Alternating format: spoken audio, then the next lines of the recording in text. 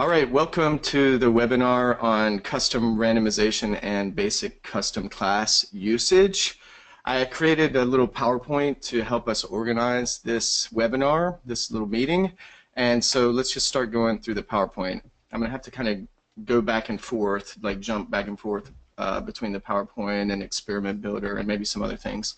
But I'll post all this information onto the support forums later, so you should be able to find these files attached to the post that has the recording. So I'm just going to start this little slideshow. So this is a webinar on how to do custom randomization in Experiment and how to do basic custom class stuff. So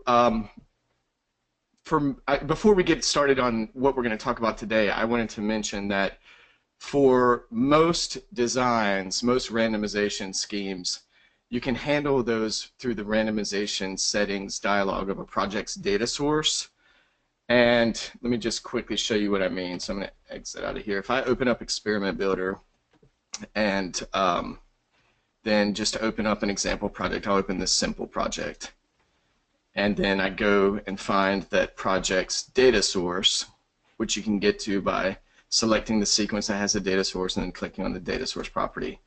You'll notice that down at the bottom of the data source interface, there are some things that you can do to change the randomization settings. And this randomization tool is pretty powerful. I'm not going to go through in detail what it can do, but if you see the section of our support forums that is here, I'm going to just open the support forums. If you go to video tutorials here under the how-to section and then go to this, you can watch a little video here, randomization options, that will give you kind of an introduction to the randomization options that are built into the data source. So I just don't want to scare people and think that the only way to do the randomization is through the techniques that we talk about today. Often you can just do it through the built-in randomization settings of a project. So definitely check this out if you want to just get an intro to basic trial randomization options and blocking options. Okay, so sometimes you want to do randomization techniques that the data source, that the built-in randomization settings of the data source can't handle, and that's what we're going to try and talk about today, is how can you do these custom randomizations. And some of the little examples I'm going to go through today actually just do things that the data source can do itself, but I'm just going to try to start small with like very simple randomization techniques and then go from there, and kind of build up from there. So the first thing I wanted to talk about was, like, before we get into custom class at all, like, how can we do randomization just through the direct, like, graphical user interface of Experiment Builder without even worrying about custom class? So first we're going to talk about, like, simple randomization using variable nodes and update attribute actions in the graphical user interface. Then we're going to switch gears, start talking about how you can add custom class to a project, and then how you can interact with that custom class from the graphical user interface. And then we can talk about how you could use custom class to do advanced things, like read in your own kind of custom data source file and then perform randomization on that. So the kind of emphasis of this webinar is really twofold. First, just how can we do randomization? That's the first thing. And second, I just wanted to give an introduction into how you can basically interact with custom class. If you are not familiar with the term custom class, let me just explain. Custom class is a way that you can write custom Python script in Experiment Builder that can be executed by the Experiment Builder project. So Python is the scripting language of Experiment Builder, and if you want to do something beyond what the built-in graphical user interface of Experiment Builder can do, then you can define your own custom class and have the Experiment Builder project execute that custom class. So let's move on to the next stage, or to the first kind of topic of the webinar. We want to talk about how you can do simple randomization with with the graphical user interface, not even using custom class. So the kind of simplest thing you can do is just like use variable nodes and update attribute actions to just select a value at random. Okay, so I'm going to go through several different projects that I've made before this webinar, and I'm just going to talk. These examples will all be posted, and we can just talk through them and the techniques that they're using. If you have any questions, let me know. So I made a project called RandomImageFileChoice. So let's go take a look at that one. I have a little folder here where I put all my materials, and here's the project. So this is an experiment builder project folder, and if I go in there, it's going to have the typical graph.ebd. Let me close these things that I've opened already, so we keep it clean here. So I'm just going to open this project that's called RandomImageFileChoice by double-clicking on the graph.ebd file, and all these, I think all the projects I'm talking about today, I just kind of worked off of the simple example. And if you want to like get the idea of the basic structure of the simple example, then you can go to Help, Contents, Examples, and then Simple. And this little section like walks you through how that simple example was created. And I just built off of that example to show these different techniques. Unfortunately, I don't think if I do like a little test run of this project, I don't think you're going to be able to see it in the webinar video. I might run through them anyways just to double check things are working, and I'll try to describe them in case you can't see it. But I'll try to also just talk through what it's doing. So this random image file choice project, it just starts off with like the kind of basic introduction screen that all our examples have before you go into calibration, and then it goes into a trial sequence, which is going to handle the execution of the 4 trials of the project. So the trial sequence has an iteration count of 4. If I go into the data source, it doesn't really have much of a data source here. Like the idea was to do the randomization outside of the data source, and so what we're going to do here is basically just select one of 4 image file names and use that image file on the trial. Okay, so instead of predefining which image files are going to be used in a data source column, which is what most of our examples do, we are going to use one of these update attribute actions to select at random one of 4 possibilities in terms of the image files, and then set that image file, set this variable here that's called image file to be the result of that random choice, and then from the display image action inside the recording sequence, we're going to reference this variable's value instead of referencing a data source column. Okay, so this is a really simple example. It just does calibration stuff here at the beginning, then goes into the trial sequence, and you can see I created a variable here, and you can always access variable nodes from this other section of the node selection bar at the top. So if you just click and drag, you can add a variable. And variables in Experiment Builder just kind of float around out here by themselves. And like in any programming language, if you've ever programmed in a programming language, you can declare variables and then kind of set their values to be equal to something, and then reference their values or get their values at some point later. And so what we're doing here is I just made a variable and I renamed it image file, and I just gave it a default value that happened to be equal to the name of one of the image files in this project. And you always have to give a variable an initial value, and that sets its type here. So since I typed in a string of characters here, it set the type to string. If I were to make another variable and then give it a value of 5, for example, that would be the value that this variable starts off at the beginning of the experiment, and it is going to be a variable of type integer because I gave it an initial value of 5. Okay.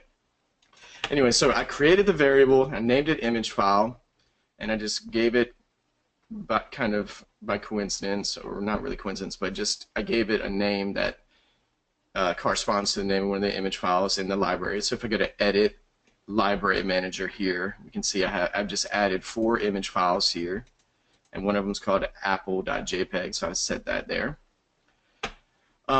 Then at the beginning of each trial, so this is the loop that's handling the entire kind of trial sequence. This is the trial sequences loop. So this is the structure that is going to repeat on every trial of the experiment. At the very beginning of this trial loop, I used an update attribute action, which is this guy here.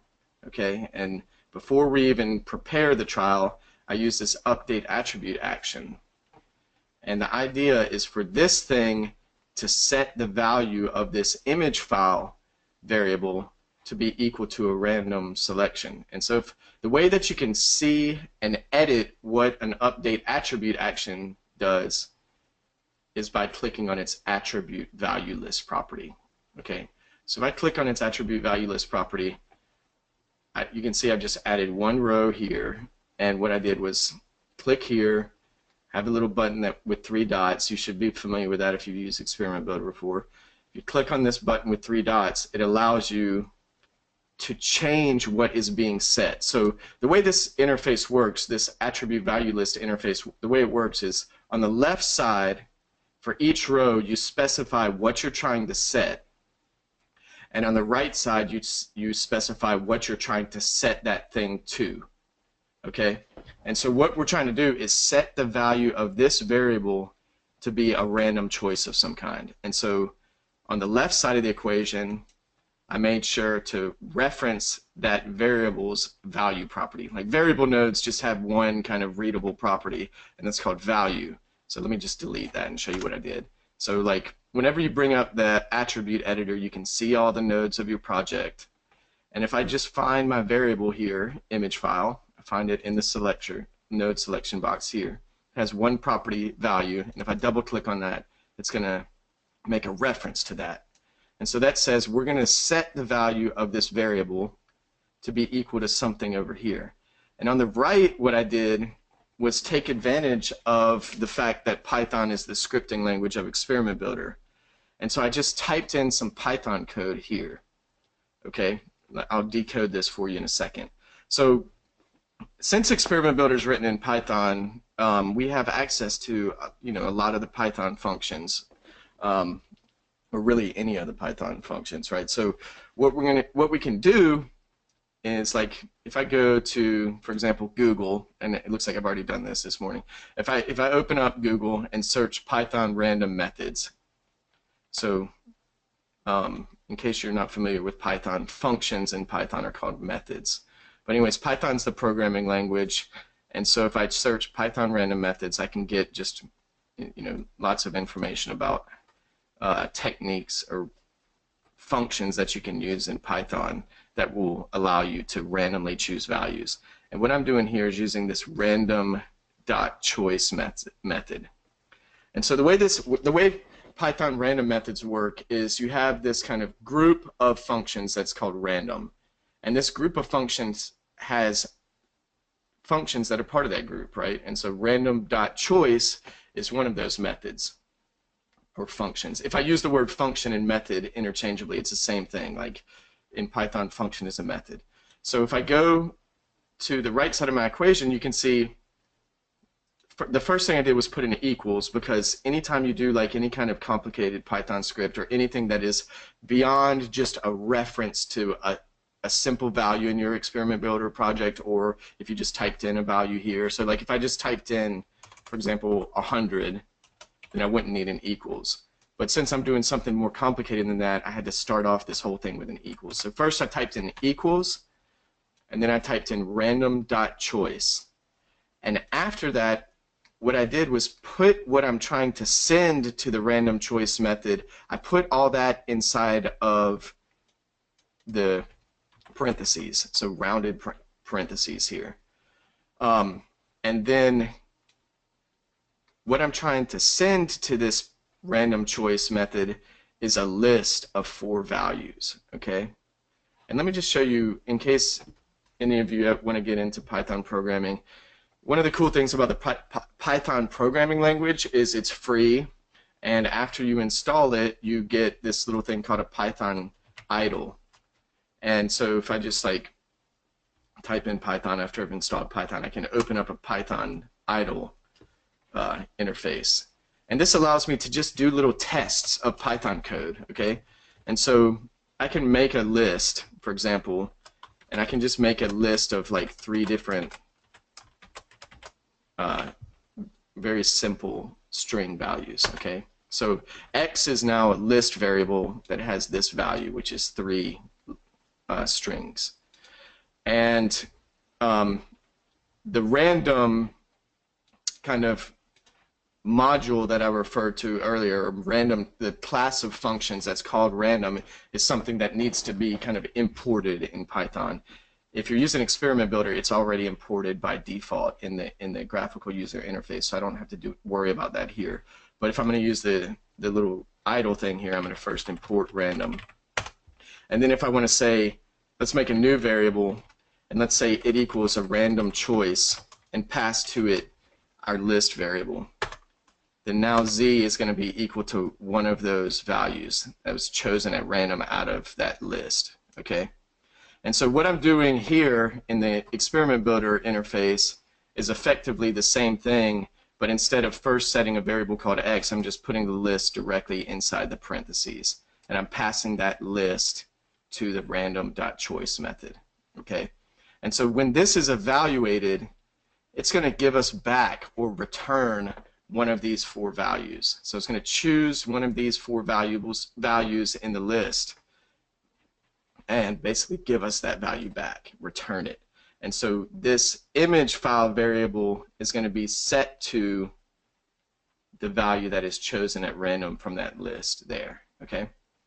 So in each trial, at the beginning of the trial, we just use one of these little guys, set the value of the image file variable to be a random choice, okay? That's all we're doing here. It's very simple. And so then this variable is going to have that randomly chosen image file name, okay?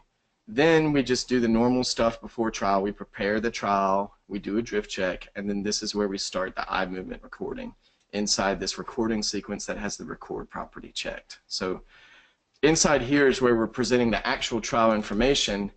And if you look at this structure, it's really simple. I just have a display screen action here, followed by a keyboard, followed by a blank screen. And if I go inside the display image action, we're going to see I've added, using this image resource, I've added an image using this image resource button. I've added an image resource.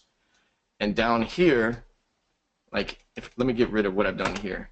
Like if I just add an image resource, it's going to show the name of the source file there. So let me just start this from scratch. I'll delete this. I'll add an image resource, and it'll allow me to select any of the images that are in our library. Okay, and then I can center it to make sure it looks nice. And then if I go down to its source file name property, instead of it presenting apple.jpg on every trial, I'm going to click here and use our attribute editor to find the little image file variable and double click on its value property. And that'll make it so that this image file is not necessarily going to be Apple every time. It's going to be the value that that image file variable takes on. And the only thing, if it's an image resource like this and I'm using this trick, the only other thing I would have to do is uncheck pre-build to image. So in Experiment Builder, if like by default, if you like draw a shape or add text or whatever, like it always has this property pre-build to image checked. And that property basically tells Experiment Builder to automatically generate an image file that has the content of that resource.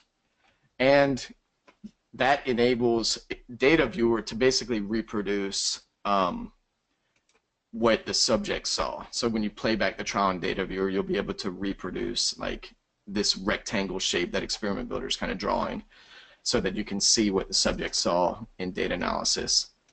In the case of image resources like we're using here, and like if I select that, in the case of image resources, it doesn't matter if we turn pre-build to image off because there's already an image file in our library that has been built, like it already exists, right? So Experiment Builder doesn't really need to pre-build this image file, and so it'll kind of automatically send out messages that will allow Data Viewer to reproduce this image file in data analysis. So it's fine to turn that off if you have an image resource. It doesn't have any impact on the experiment or on timing or anything. So basically, since we're randomly selecting the name of the image file to use on each trial, we cannot, like Experiment Builder cannot pre-build to image like it would if we were getting the image file name from a data source column, because it can't predict exactly what it's going to be. And so what we're doing here is just turning off the pre-build to image and then making a reference to that variable here called image file to its value property. And that way on each trial we're just going to see like that randomly chosen image instead of this apple. Okay, I'm going to try and run it here, and I don't know if you're going to be able to see it or not, but I'll describe what happens. And so first I'm going to go to the devices section, and under the iLink I'm going to make sure dummy mode's turned on because I don't have an eye tracker connected. And I'm just going to do a test run. And it's just going to be a little warning that we're doing a test run. So what we're going to see, it's asking for a data file name, is a little warning that we're doing we're in dummy mode, we're not connected to the eye tracker. So what I'm going to see here are the instructions for calibration appear at the beginning. I'm going to press enter, that'll take us to camera setup mode, and then I'm going to press escape to get past this. It shows the drift check, and then it shows one of the 4 randomly chosen image files. And this, so before the trial started, the image file variable was set to a random choice of those 4 image file names, and then since that image resource references that, I'm seeing grapes right now instead of the apple. And then I press space, this time I see umbrella. Okay, so I'm going to kill this with Control-C so we can keep moving, but you can see that's the general idea of how to present the image files, to kind of just randomly select some value and use that on a trial. One thing I just noticed was it was forcing all the image files to use this width and height of the Apple resource that I added as the default of the Apple file, and so I'm going to check use original size so that it doesn't stretch or shrink if the image files are different size. And I'm just going to save this. Okay, and let me mention, like in this little example, I am randomly like choosing an image file name, but you could use this same technique for a duration of a timer or like any type of thing, a sound file that you might present, a video file, whatever you want to choose at random on a given trial, you can use this same technique. In this particular example, it's basically like doing random selection with replacement. So on every trial, we're just choosing at random from one of these 4 image file names, and since on each trial we're using the same pool of 4 image file names, it's basically like you choose at random on a given trial, and the next trial you choose again at random, and so you could potentially choose the same thing over and over again. So let me just mention that. Let me just quickly double check that our webinar is still recording. That it kind of disappeared when we started the test run. Can somebody raise their hand and see if I can see that in the interface? Okay, great. So the interface came back when you raised your hand. And I see that some questions appeared, so let me just check the questions.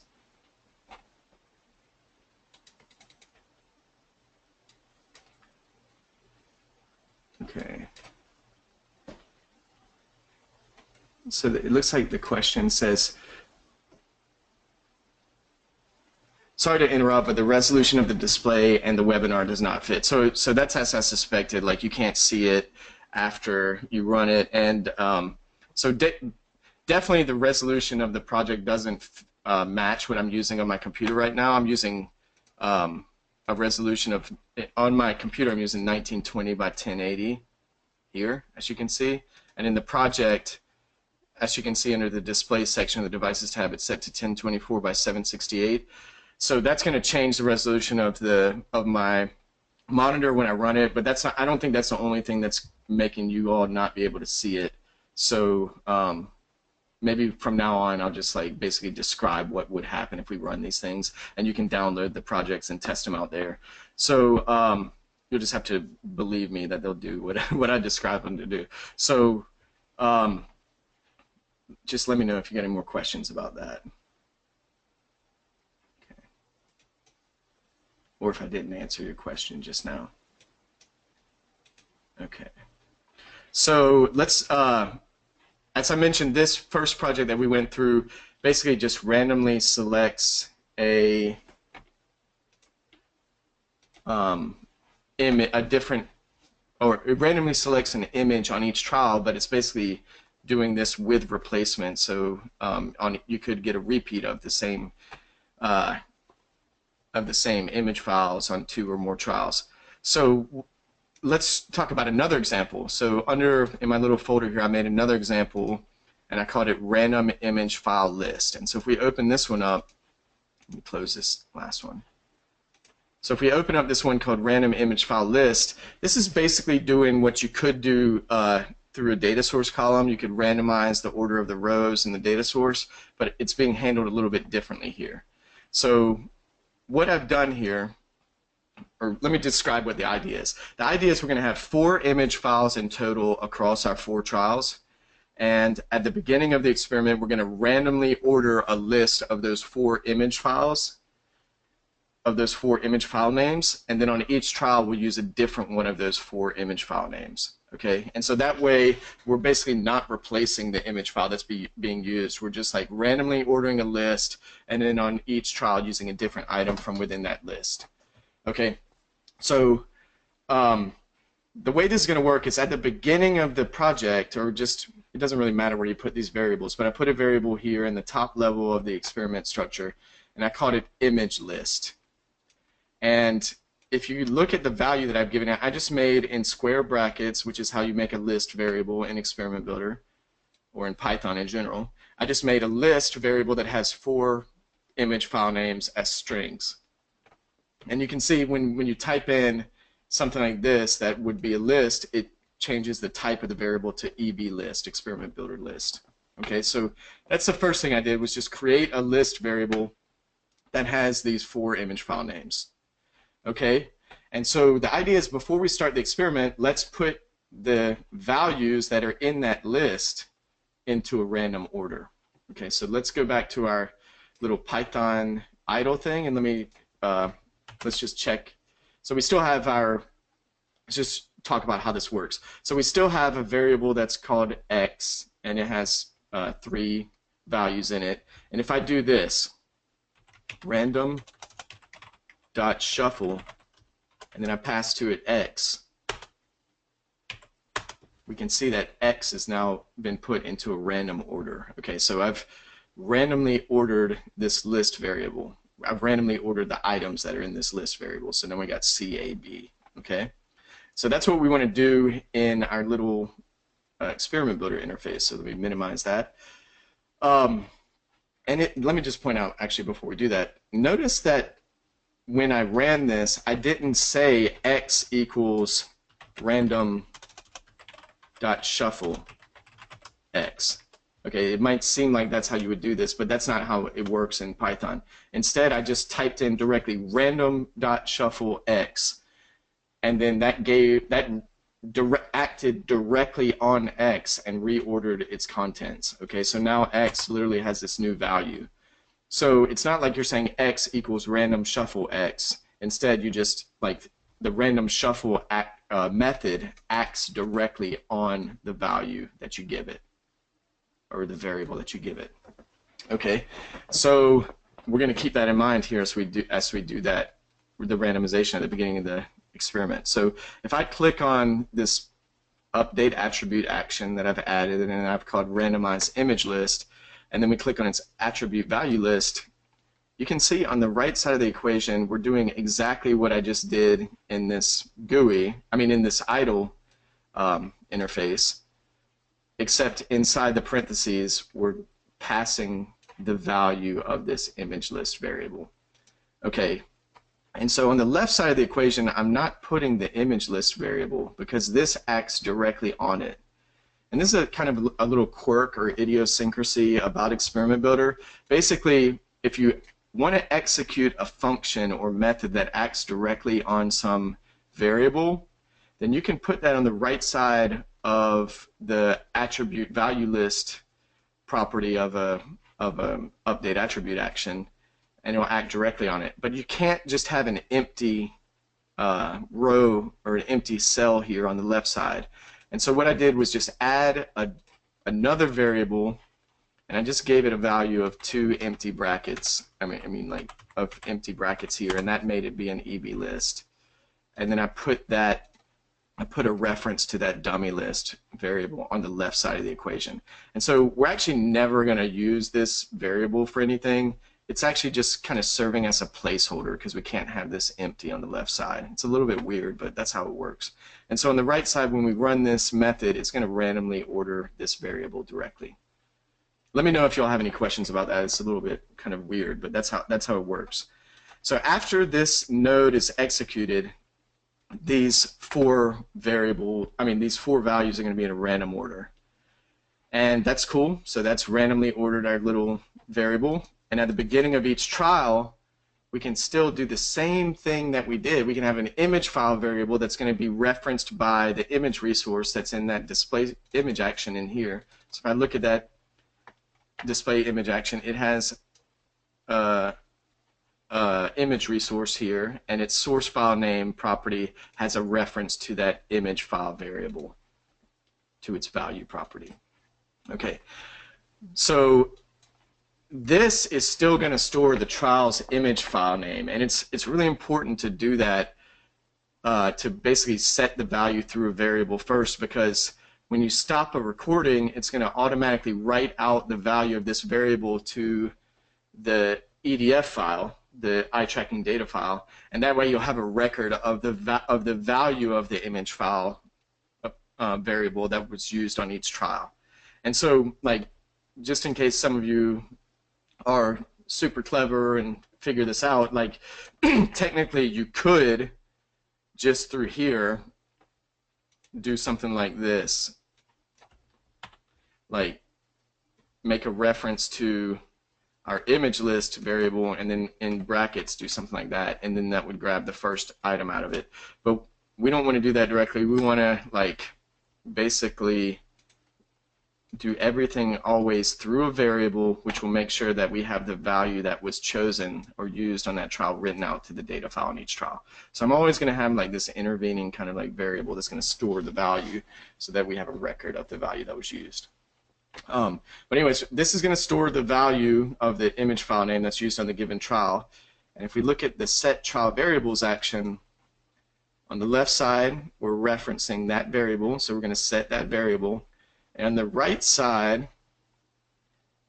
we have equals again at the beginning, and then we have a reference to our image list variable, which is going to be a list of those 4 image file names in the random order. So if we go back here quickly, that's our list of the 4 image file names that has been put in a random order at the beginning by this randomized image list.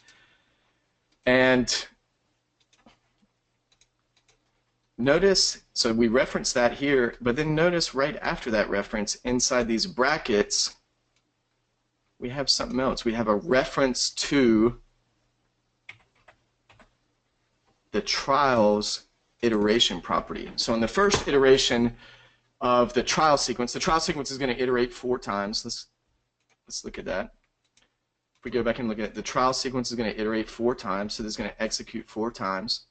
And on each trial, that value inside parentheses, which is a reference to the trial's iteration property, it's going to be 1 on the first trial, 2 on the second trial, 3 on the third trial, and 4 on the fourth trial. And so we're basically saying, let's grab that image list, but in particular, let's actually just grab one of the items out of that image list, and that's going to be the item number that's specified inside the brackets. So let's go back to our little Python idle thing here, and if I just say give me the value of x, it's going to give me a list of all three of those values. So that's kind of like our image list here. But if I say give me x1, you can see it only gives me one of those values. But notice when I said x1, it didn't give me c, it gave me a. This is an important thing to know about Python. In Python, list indexing starts at 0. So actually, the first item in this list is the 0th item. And this is item 1, and this is item 2. So if I go x2, that's going to give me b. Okay? And so x0 is c, x1 is a, and x2 is b. Okay? And so since the iteration value of the trial sequence is going to start at 1 and go to 4, I'm just going to subtract 1 from that so that we don't miss the first item in the randomized list order, and so that we don't, on the last trial, try to reference an item that doesn't exist. Because, like, for example, if I go, I closed my Python. If I go back here and make a list again, okay, and let's import random. This will allow us to review. And then I'll say x is that, and let's say random.shuffle in parentheses, pass it to x. Now x is in a random order. And if I try to say x3, that's an error. Can't do that. Okay, and so if on the fourth trial of this, if we didn't subtract 1, it would give an error because image list with a 4 inside the parentheses wouldn't work. Okay, because that's 1 beyond the length of the list, or the last index item of the list. Okay, so basically we're saying this variable is going to take on a different item from within that randomized image list on each trial. And the exact one that it takes on is going to be based on the trial iteration, -1. Okay.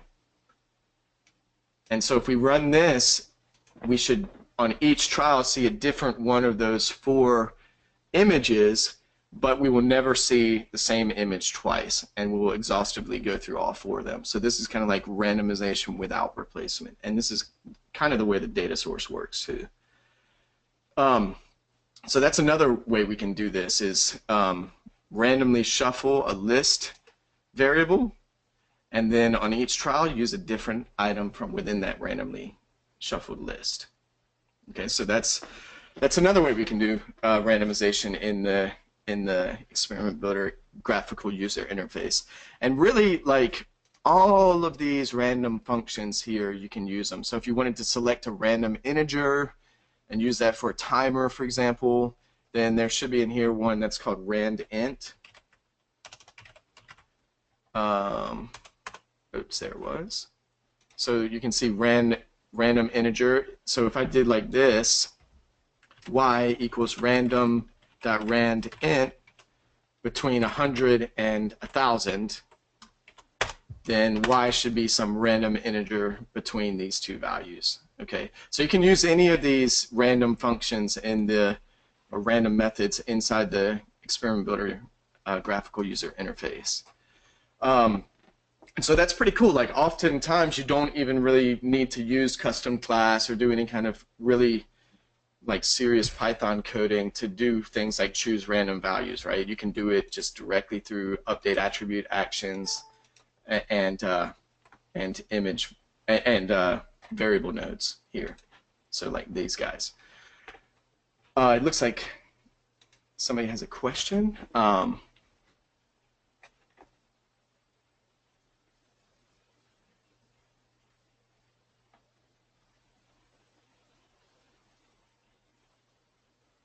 Okay, so it looks like now you're only seeing the upper left corner of my screen. Let me pause the webinar recording and then we'll start back again. Okay, so now I think we resolved the screen issue. Just raise your hand or ask a question or something if anything like that happens again. So we've kind of gone through the randomization options through the graphical user interface. And now let's start talking about some basic custom class. So let's go back to our little PowerPoint. And basically, we talked about these two little examples, and let's talk about how we can use custom class. Okay, so let me open up a fresh little project here, and I'll first just show you the basics of custom class usage. So by default in Experiment Builder, custom class is not enabled. Okay, so custom class is this way that you can write custom Python script, but most of the time you don't need to do it, and so to try to keep things simple, basically it's set up so that the custom class option isn't even really turned on by default. So if I open up Experiment Builder, the first thing I want to do is turn on that option. So if I go to File, Examples, Simple, I'm just opening up the simple example. I'm going to go, first I'm going to unlock this project. All the examples that come with Experiment Builder are locked by default, and you can unlock them just using the File Lock button. But anyways, I'm going to save this as something else. I'll just call it Test. Okay. Just so I don't delete my original example. And then I'll go up here and I'll say Edit, Preferences, and then I'm going to go to Experiment, and you see this little guy, Enable Custom Class. So I'm trying to give us the option to code in custom class. And so when I check that, did you see what happened there? A new node appeared. This little guy, this little running guy. Okay, so that's called the execute action, and it's what allows us to execute or to run a portion of a Python script that we define. So I turn that on first, and that adds this node here, and it adds another node under the other section called Custom Class Instance. Okay, just take note of that. We'll come back to it. So then the next thing you have to do is like actually kind of add some custom class to your project. And so I go to Edit, Library Manager, and then you can see this Custom Class tab. This is usually grayed out, but now since we enabled Custom Class, you can use it. And if you've already defined custom class that you want to use in a new project, and you've defined it maybe for an old project, then you can use this Add button. But if you haven't already written some custom class, you can use the New button, and it'll just kind of like, you can give it a name, just like Test Class, okay, something like that. And when you say OK, it's going to add that py is for Python. It's going to add a Python. If I open up this project, it's under Documents, I believe. So Experiment Builder Examples, Test. It basically added to my library a little Python text file, and we can open it in Notepad to just check it out, that has this information. Okay, and so it just gives you like a little, and you can see its contents here too. It's the same as what I just opened with a text editor. It just creates a little text file in your project's library. And if you use the New button, it'll just give you kind of a like template, I guess you can call it. And so that basically adds that custom class to your project. But then to have the graphical user interface be able to execute it, you actually have to add that as a node in your project. Okay, and so I'm going to add one of these custom class instance nodes. And then once you do that, you can select any of the py files that are in your project. And so I'm just going to select the one that I just created. And then if you want to edit its code, and it loaded that up here, and some of these things appeared because that was part of that class. Don't worry about that for now. And if I double click on this, we can see the code, and we can edit that code. Okay. So let me move this thing out of the way. So just like really to use custom class, you should have like a basic understanding of the Python programming language. You don't have to be like a master Python programmer to use it, but I just want to give you like a quick crash course on Python programming, so that you can hopefully understand some of these things that we talk about.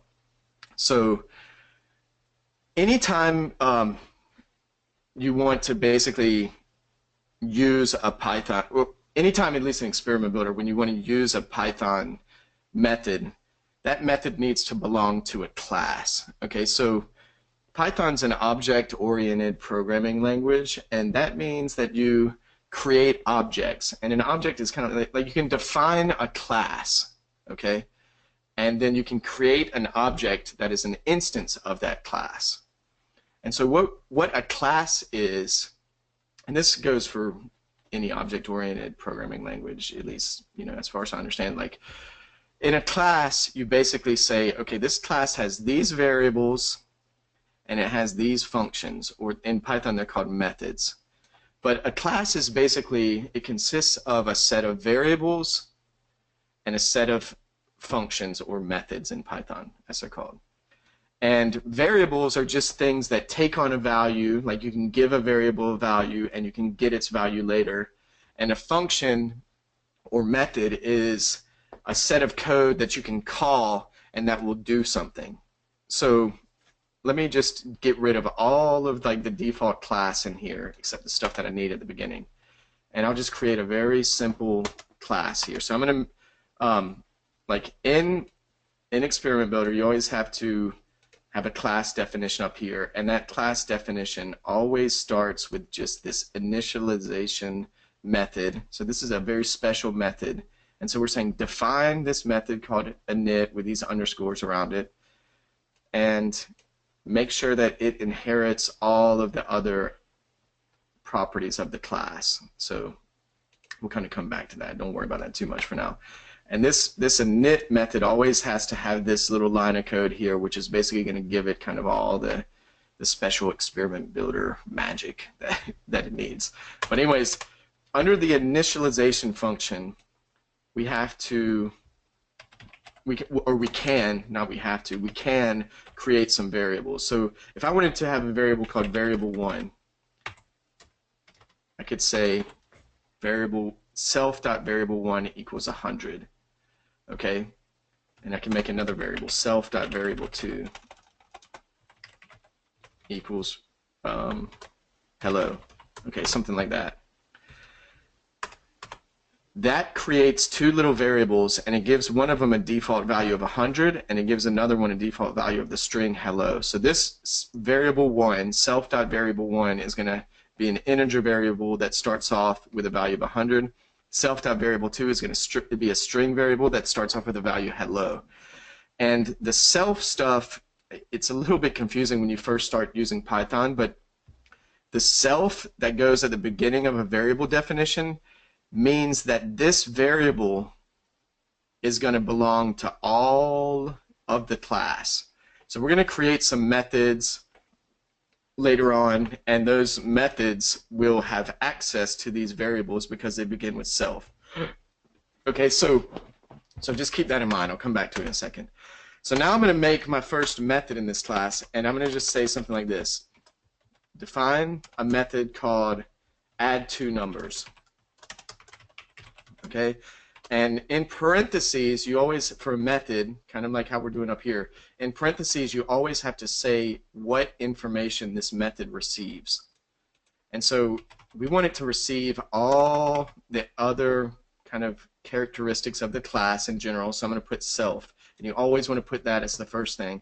And then if we wanted to pass other additional information to this variable, we could add these other things later. So I could say like variable3. Like if I wanted to like make sure that this method receives variable3. And I could say, actually let's make it receive variables 3 and variable 4. Okay, then I can say this method is going to say, I'm going to make a new value called value2return, and I'm going to say it equals variable3 plus variable 4. And then I'm going to say, after we've done that, return that value. And so all this method is going to do is when we call it, and we can later set up how to call it from the graphical user interface, it's going to ask for two values called variable3 and variable 4, and then it's going to return, or it's going to create a new variable called value2return that's going to be the sum of those two values. And then it's going to return that value. Okay. And so I just saved this custom class. We're not even really doing anything with these two kind of variables that we initialized here. But what I'm trying to show is like we can define a method here, it can take these two things as input. It's also going to inherit all the other stuff of the class here, and then it's going to say the value that we're going to return from this method is going to be the sum of these two inputs that we give it. Okay, and then we're going to return that value here. And so the way we can use this is, let's say at the beginning of the experiment, it doesn't really matter, this is just an illustration, we can say let's execute one of our Python methods. And so what I'm going to do is say, okay, we use this little execute node and we can execute one of the methods that we've defined in our custom class. But we actually have to choose that method. So we're saying just by this guy, just in general, we want to execute a method. But then when we select that node, it has a property execute method. And we want to choose our custom class instance, and it only has one method right now called add two numbers. And watch what happens over here after I reference that and say okay. You can see it asks for variable 3 and variable 4. And so I could do something like this, okay? And that means that when we execute this method, add two numbers, which I've defined here, it's going to need these two pieces of information because the method definition requires that. And so I'm just giving it the values 5 and 12. So basically variable 3 will take on a value of 5 and variable 4 will take on a value of 12. And then we're going to say value to return is going to be equal 5 plus 12, and then we're going to return that value. Okay? And then I can make, if I want to kind of access this in the GUI, I can make a little variable and I call you this return, I can call this returned value. Okay, and I'll give it an initial value of 0 just to set it to be an integer. And after I execute that method, we can use this to set the value of this variable to be what is returned by this execute node.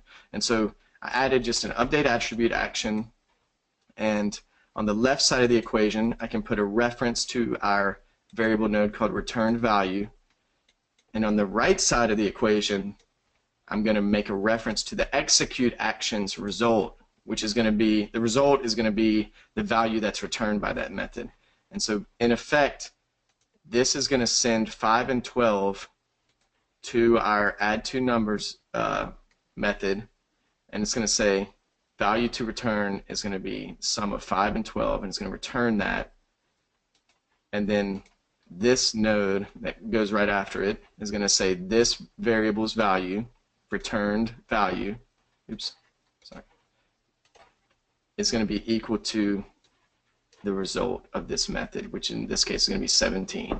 And so in effect this is going to be set to 17. Okay, so that's basic custom class usage and interface. And if I go in here, when I started talking about this, I said we can create these global variables here. Like, so if we put them in the init method up here, they are created as kind of variables that can be accessed by any of the methods in the class. So I can make a new method and I can call this like update variables or something. And this time I'm not going to pass anything to this method. And I can just say self.variable2 equals goodbye. I'm just choosing another string, okay? And this method is simple and it's kind of stupid, so all it's doing is just like saying this variable that we created when we initialized the entire class now is going to take on this new value called goodbye. And so let me save this.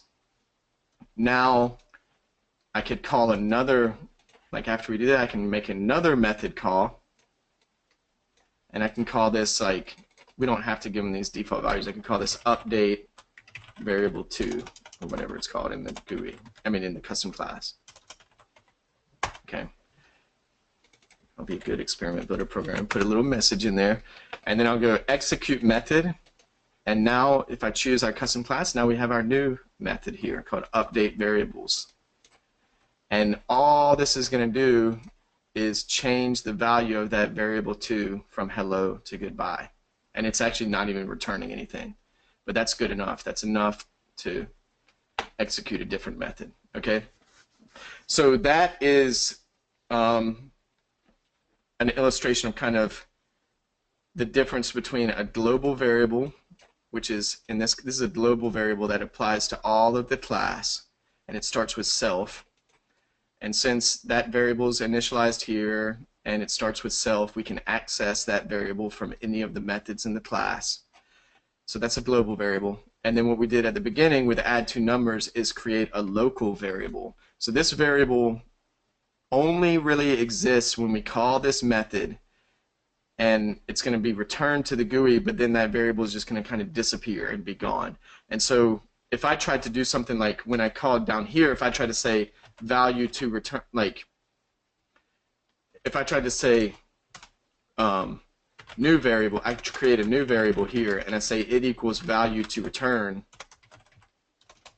that's not going to work because value to return doesn't exist, right? It only existed kind of locally during our first method call up here, okay?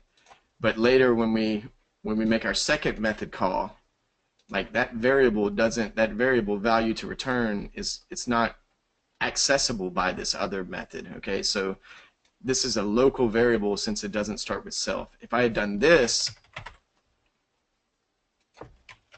then that would be legit, okay? And new variable would take on the value 17. Okay, and so what I'm trying to illustrate here is twofold. Basically, if you want a variable's value to be accessible by other methods in the class, then you have to make sure that it starts with a self and a period. And that's the first thing I wanted to illustrate here. So we could easily make this value be accessible later on by putting a self in front of it. And then second of all, if we don't have to define a global variable in our init function, although we can, as I did here. We can also create new global variables in any of our methods. And so that's what I'm doing here. So this new variable called self.value2return, we didn't initialize it here, but I just created it here and then we accessed it there. Okay. Any questions about this? Okay, I'm just going to open up a couple examples. I'm going to go back to the PowerPoint. So we kind of got into how to interact with the custom class in that little example that we just built there, but I previously made a couple different examples that show how to interface with the graphical, show how to kind of interact with the custom class from the graphical user interface. And so in custom class, we define methods like we just did there, and the methods can receive values when they're called and they can return values. That's what we just talked about. And in custom class, you can define variables, and that's what we did there. But what we didn't talk about yet is that we can make these variables here and here. We can make them readable and writable directly from the GUI. So what we did there is like get a value from the custom class by interfacing with a result that was returned by a method call here. Let's talk about two other examples here. And I'm gonna save this and just close it down. Okay. And so let's talk about these examples that I'm going to post in the forum. So GetVariablesList. Okay. Let's talk about this one first. And this one uses the same technique that we just did. So I want to just illustrate one more time. This variable is kind of meant to elaborate on the technique that we just did, and it has the custom class already built. And if we look at the custom class here, we can see it has the init function here, and it doesn't have any kind of variable definitions at all there. But what I'm trying to illustrate is like, in the last example, we passed one value back. So we returned the sum of two numbers, right? But what if you wanted to access several different values from your custom class? Then one way to do it is to call a method, and I've just made a little method here called crunch numbers. All right, it's not really doing much number crunching, but basically it takes one value as an input, and I just called it param1, okay? And then in that method, it creates three variables, and each one is just that parameter that's passed to the method plus a value. And so variable 1 is going to be that parameter plus 1, variable 2 is that value plus 2, variable 3 is that value plus 3. And then we're going to return a list that has all three of these variables here as a list. okay? And so what we can do here is, like, if you get this example and then run it, it starts off with a display, on each trial it starts off with a display screen that says enter a value from 0 to 9. And you type in a number, so we use a little keyboard trigger to accept input 0 through 9. And then I had to do a little bit of trickery just to make this input become an integer variable, because we're going to add some numbers to it. So what I did here was just say a temp variable that I've defined over here is going to be equal to the value that was input by our keyboard number trigger. And so keyboard number trigger data key, that value is going to be used to set the value of our temp variable. So temp is going to be equal to 0 through 9. But this gets set as a string variable, and so the next thing I did was just say, okay, this other variable that's called method input, in other words, like the value that's going to be sent to our method here in a second, that method input variable is set to the value of temp variable but converted to an integer. So that int there, if we open that up, that int stuff here is going to convert that little string variable to an integer. Okay, and it's going to set the value of this to be an integer with a value of 0 to 9. Okay, so that's all that's doing there. Then we use a little execute action here, and you can see it's calling our one little method that's called crunch numbers here, and it's asking for parameter 1. And for parameter 1, we're sending the value of that variable, which is going to be an integer from 0 to 9. Okay, and if we go back here to our custom class, it takes that value, which is input, as the parameter that it's receiving. And so if we look back there, this parameter is being set to the value of their method input, which is going to be integer 0 to 9. It takes another way you can get to the method that's being called is double click here, and it'll take you to that method. So it's taking that input 0 to 9 and just saying add 1 to it, add 2 to it, add 3 to it, and set the value of these variables accordingly, and then return a list that has those 3 variables. Okay, and then after we do that, I'm setting the value of these 3 graphical user interface variables to be the values that were returned. So if we open up, so this set values update attribute action, if we open up its attribute value list, it's setting, on each row, it's setting a different one of these graphical user interface variables to be equal to one of the 3 different values that's returned by our little method. So our method is returning a list of these 3 variables. So if we pass to it 5, it's going to return 6, 7, and 8. So it's going to return a list of 6, 7, and 8 here. And then in the graphical user interface, we're saying these 3 GUI variables, GUI is graphical user interface, are going to be set to the 3 different values that are in the list that's returned when we call our little method here. Okay, and then what we're doing here in the display results is saying you entered, and then you can see this is going to be a reference to the method input. So this is the value that was input, and then number 1 is going to be a reference to the value 1 GUI variable, which is this one that was set here in the first row as the first item in the list that was returned, item 0. And then value 2 is set to the second item in the list, and value 3 is set to the third item in the list. And all this thing is doing is saying you entered the value that you typed in, and then it's going to display that number plus 1 is going to be equal to 6. That number plus 2 is going to be equal to 7. And that number plus 3 is going to be equal to 8 or whatever. So all this does is ask you to type in a number and then give you these 3 values, okay, that were returned from the custom class. Okay, so that's one way that we can return or kind of get back several different values, is just by returning a list, and the list can have lots of different values in it. Okay, but you know, maybe it's not always convenient to have to like return something. Maybe you want to like just at any point kind of have access to the value of a variable that's part of the custom class. Okay, so I'm going to open up another example that functionally does exactly the same thing as this one, but instead of returning that value based on a method call, we're going to set up variables so that they're just kind of directly readable. Okay, so let me close this guy down or minimize this and open up the next project. So in our little PowerPoint, I said to access values from the custom class, you can have a custom class method return this information, which is what we just did in this GetVariablesList example, or we can make a custom class global variable and we can make it be readable from the GUI.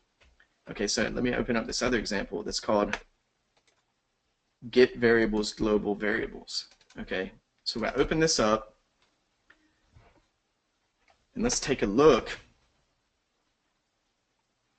You can see we got the custom class here, and we go inside, and if we look at the oops, it looks like I had some broken thing here. Let me just get rid of that for now. I'll fix this after the thing. The red kind of alerted me. Get rid of that for now. That's just a little message that gets written on the host PC, and I'll fix it before I post it.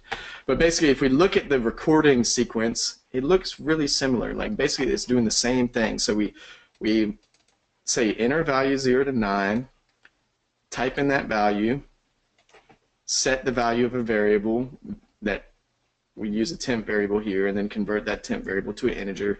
And so method input is going to be equal to an integer from 0 to 9 based on what you typed in. And then we're going to execute a node here. Okay? If I or execute a custom class method. So if I double click on this, it'll take us to what's being executed, which is really the same type of method. And all we're doing here, we're doing the same thing, but notice it doesn't return anything down at the bottom.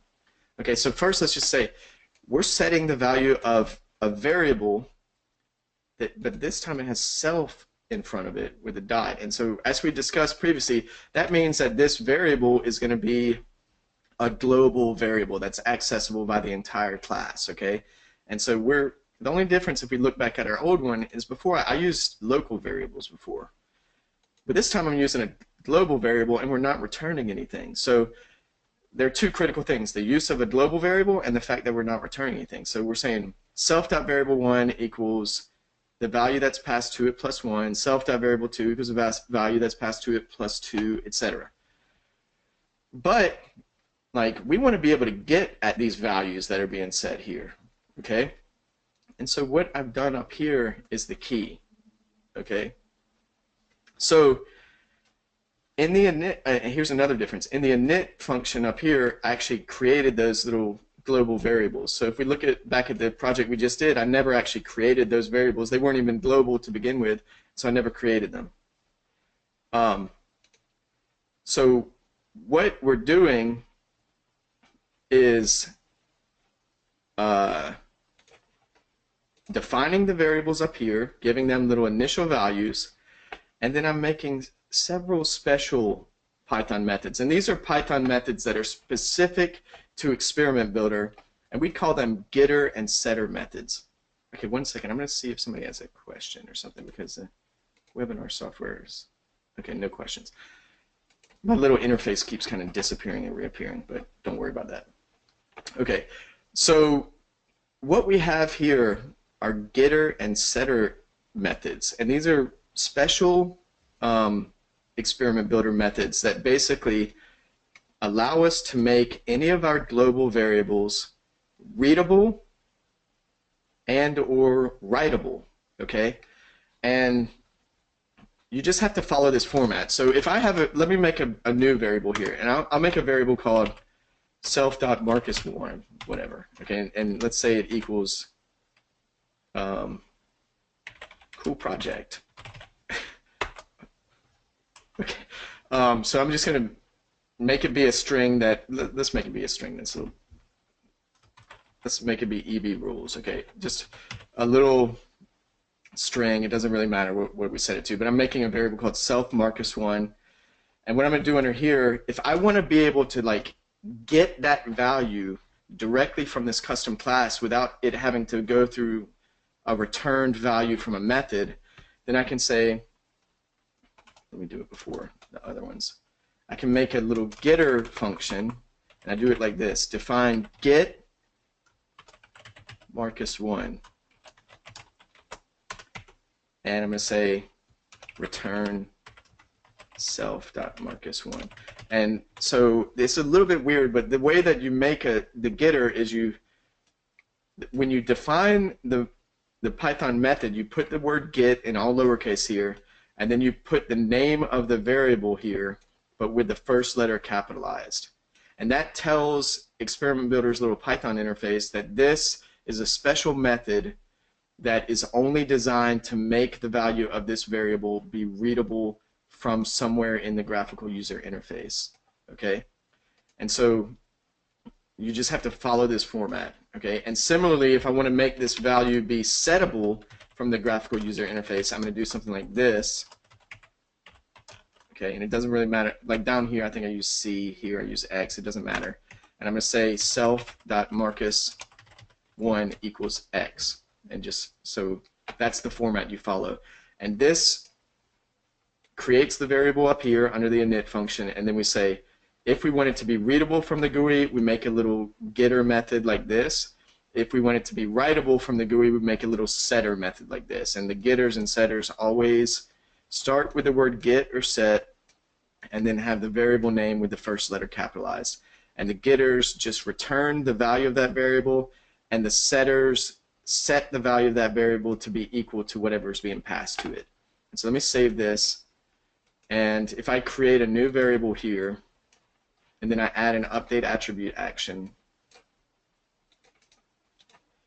this will allow me to make our new variable here. I can set it to be, I go to my custom class instance, because I made that Marcus1 gettable by using my get function, it's now on the list that I can reference from the custom class. Similarly, on the left side, if I want to set that value, because I made it settable, you can see it's now a settable variable on the left side. And I can say it equals to some other value like EB really is cool, I promise, okay, for the doubters. Okay, so what I'm doing here is in this first getter function up here, I'm saying this will allow our variable to be readable from the GUI, and in the setter function here, I'm saying it's also, we can set the value of our little variable here from the GUI. And I'm doing exactly that at the top, or wherever I put it in the trial sequence, through the update attribute action. In the first line, I'm saying this variable equals the value of that custom class variable, and in this, so that illustrates how it's gettable. So we're setting this to whatever the value is there, and similarly, that variable is settable as illustrated in the second line, because on the left side of the equation, I can reference that value or that variable, and on the right side, give it some value. Okay, so that makes it gettable and settable. Anybody have any questions about that?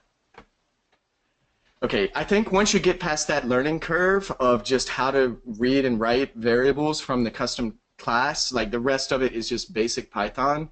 And I mean, there's so many Python resources out there, like you can get books and learn about how to do it. But why don't we take just like a couple minute break here, and why don't we say let's resume back in 3 minutes. Like I have 11:17. Let's resume back at 11:20 and pick up there with the last part of the webinar, which is going to illustrate how you can read in like a file that has a data source with it. Okay, so we'll resume in just a few minutes.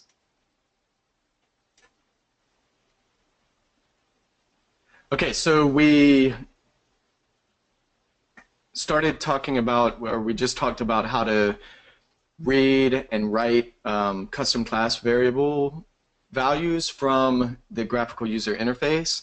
So now I'm going to kind of get a little bit more advanced and talk about an example that I'm going to post that shows how to read in a text file that has like data source information, do a little randomization of that, and then use that kind of randomized trial order on each trial so that you can kind of do randomization that's beyond what the graphical user interface can do. So I'm going to open up first a project called CCRandom. So that means custom class random. And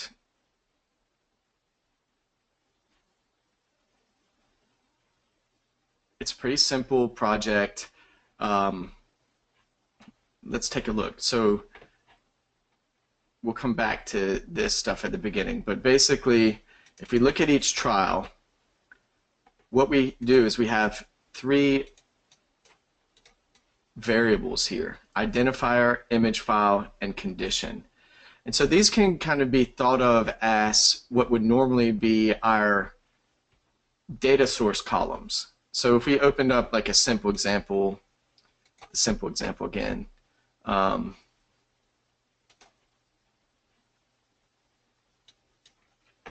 then if we look at the data source, we could have a row called identifier, a row called image file, and a row called condition. And this could tell us, like, then let me see if I have an example that actually does that.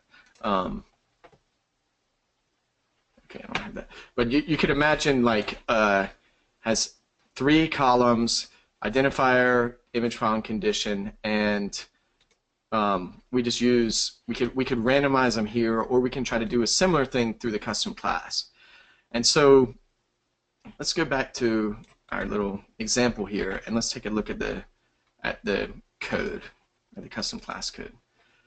So what I'm doing here is saying, let's have a variable that's called self master input data source.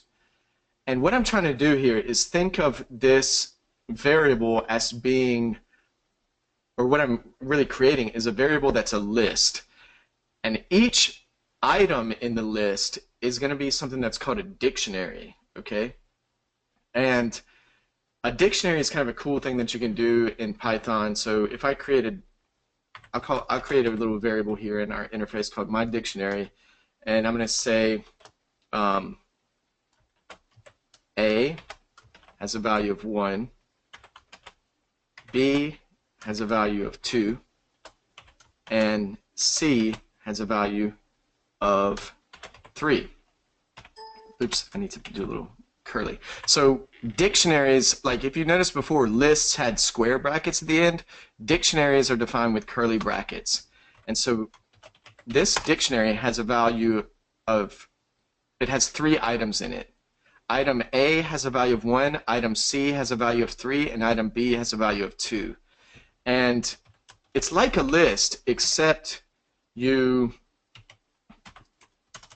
don't have like indexed items. Instead, if you want to get a particular item out of the list, you give it what's called a key. So A is a key for 1, C is a key for 3, or C is a key for 3, and B is a key for 2. And so if I say my dictionary A, then I'll get the value that A has. So these keys are kind of like the indexes in lists.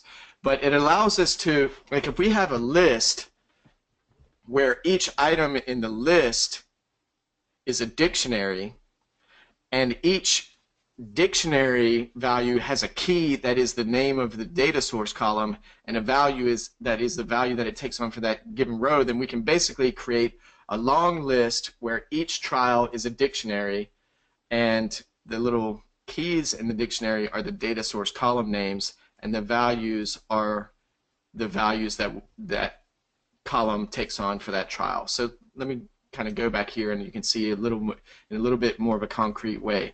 So what I did here is I created a variable that's going to be a list variable here in the init function. And then down below, I created a method called load data source. And this method just, as usual, inherits the entire class definition, and then it also requires the name of the session file. Okay, we'll come back to that and use that. But basically what I'm doing here is I'm saying the column names are going to be these 3 variables: identifier, image file, and condition. And I just kind of re-cleared this to list. I didn't really need to do that because it's already an empty list here. But then I'm saying trial 1 is going to be a dictionary where identifier is equal to 1, image file is equal to this, and condition is equal to this. And then I append that trial 1 to our list. So now we have a list that has one dictionary in it. And you can see the column name is the key, and then the value is given after that. And so I then do the same thing for trial 2, make another dictionary, make another dictionary here, and append that to our list of dictionaries. Do the same thing for trial 3, and do the same thing for trial 4. And so in the end, we have a list of dictionaries where each dictionary represents the information that's going to be used on a trial. Okay? And what we do here is at the beginning of the experiment, we run that method that's called load data source and randomize. And what I'm doing is passing to it the project's session name property. And the session name ends up being that when you are asked for the name of the EDF file at the beginning, if I type in Marcus.edf, then the session name will have a value of Marcus.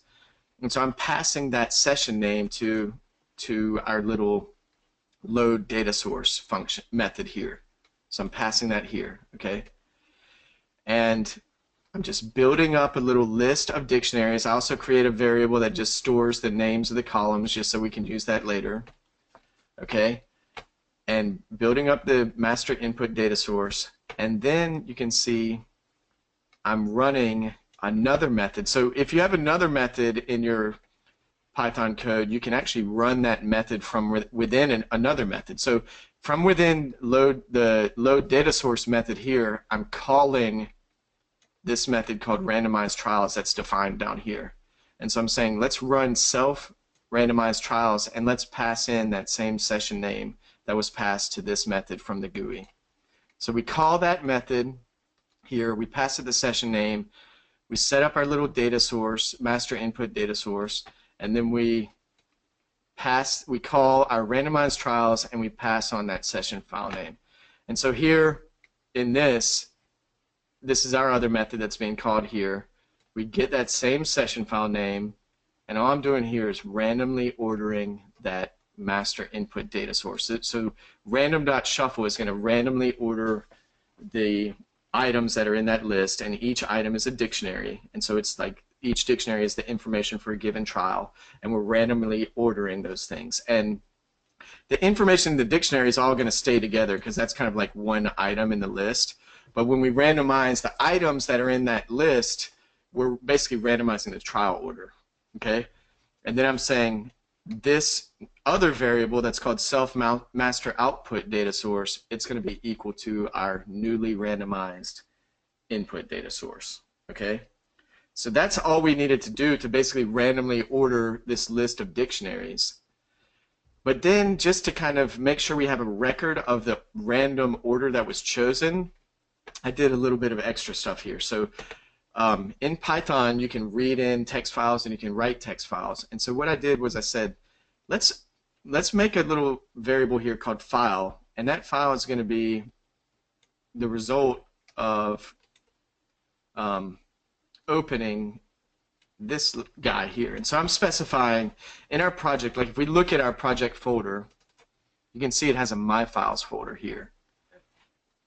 And so what this does is it says in the My Files folder, let's create a new file that's going to have the name of the session, which I said earlier was like Marcus.edf or something. But instead of it, like let's create a variable, or let's use this variable that has a value Marcus, and in the My Files folder, let's create a file that's called marcus.dat.txt, and this W means let's make it be a writable file so that we can write information to it.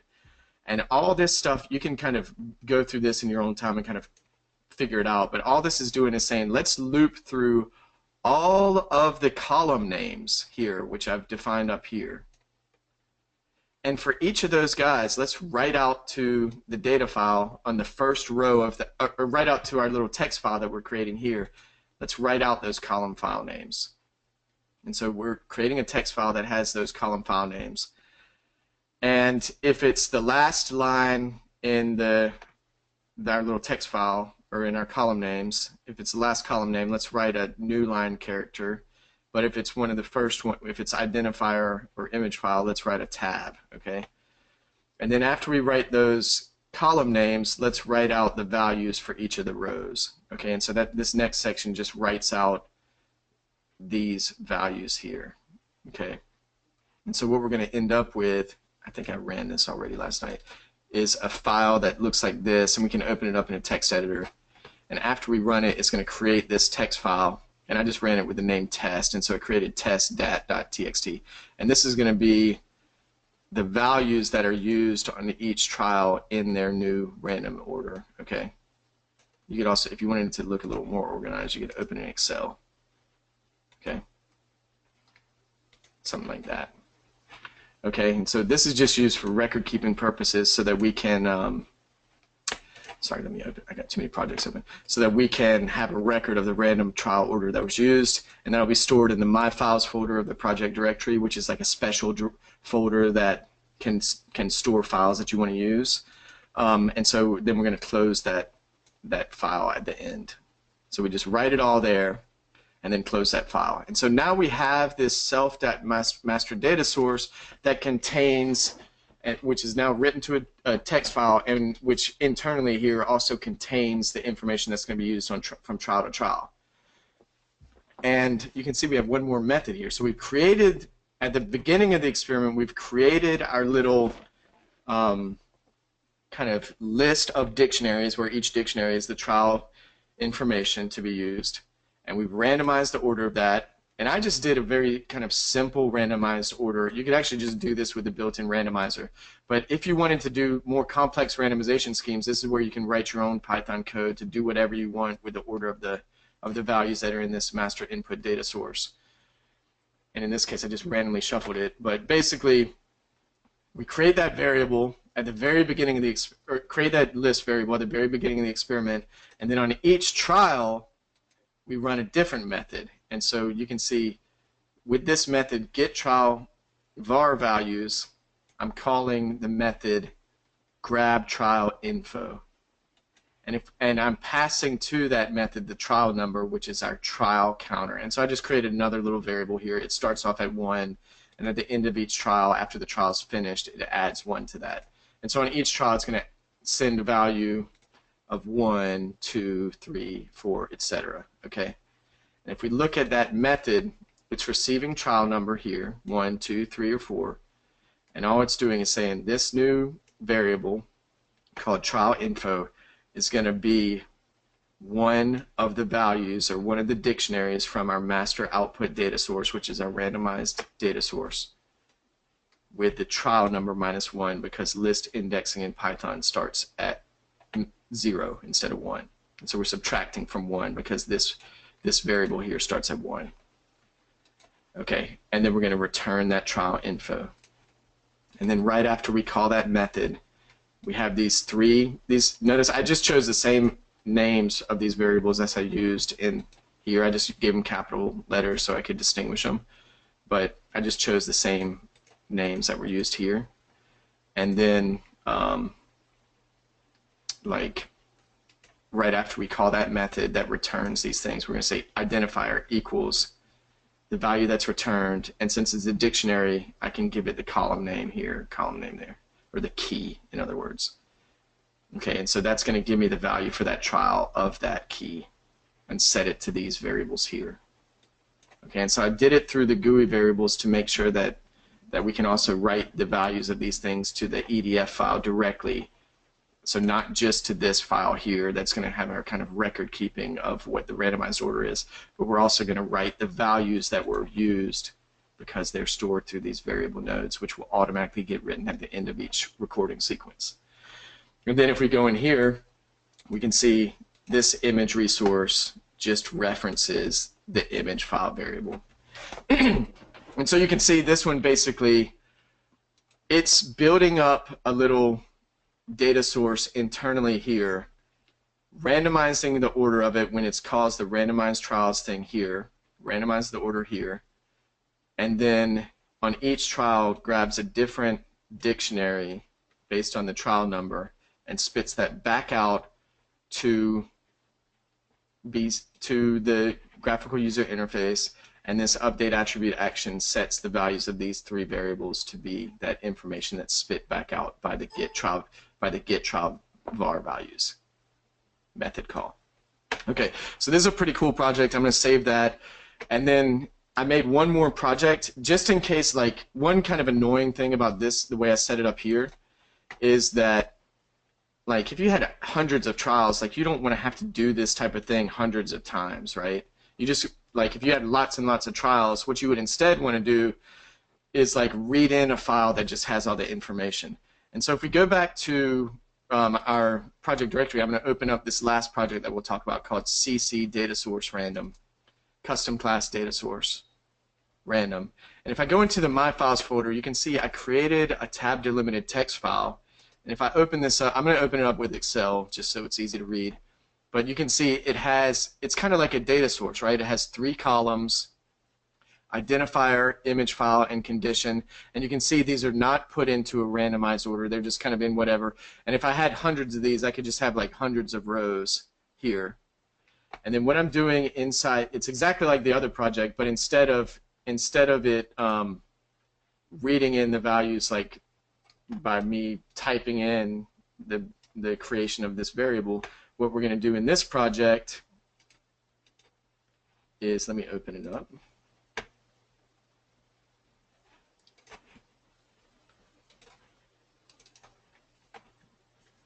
What we're going to do here is read that text file and populate our input data source that way. So if we look at the custom class of this one, it's exactly the same as the other one.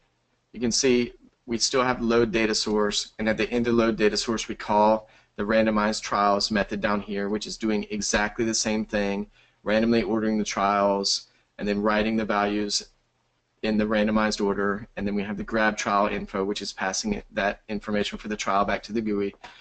But you can see the main difference here is in the load data source.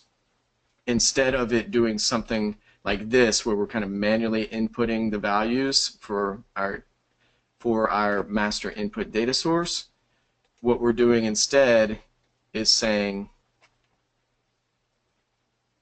let's open up, first let's check to see, don't worry too much, you can actually copy and paste if you want to use this, but basically check to make sure that a data source file based on the session name is used. And so this data source file is called, that I'm using, is called test. So when you run it, you would want to make sure to type in test.edf. And you would want to, if you wanted to have lots of different subjects, you would have a different one of these for each subject or something like that. You can change around the name of the file, but in the way that's input. But basically check to make sure it exists, open up that file, and this time open it up so that it's readable.